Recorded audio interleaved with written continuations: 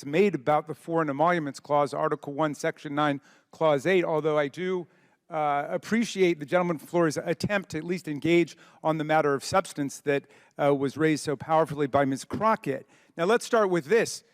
Article 1, Section 9, Clause 8 says that neither the President nor any member of Congress can receive a present, an emolument, which means a payment, an office or a title from a prince, a king, a foreign government, quote, Mr. Donald, of any kind whatever,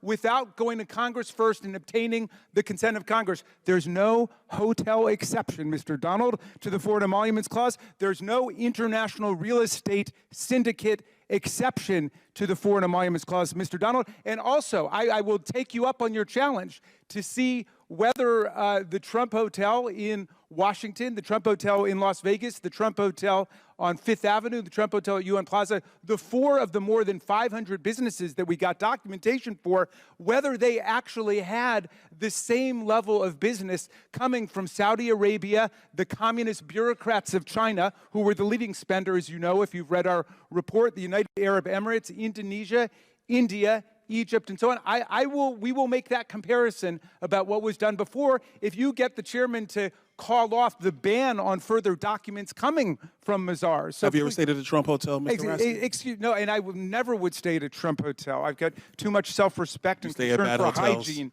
So, but in any event, Mr. Donald, you're totally wrong about what the Foreign Emoluments Clause stands for.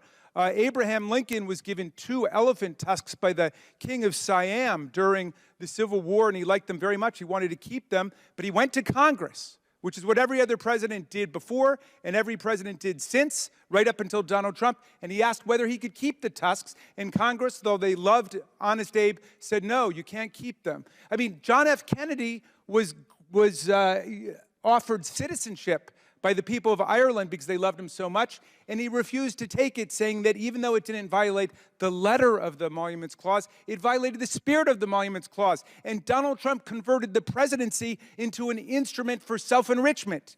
He raked in millions of dollars from the most corrupt governments on earth, who came in with specific favors that we document in our report that they got from Donald Trump.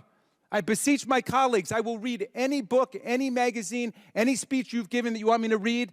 Read this report and come back and tell me if you think Donald Trump did the right thing in converting the White House into a for-profit operation. No other president in American history has come anywhere close. And you ask why he's so determined to stay in office that he would unleash violence against his own vice president, the brother of your colleague, of our colleague.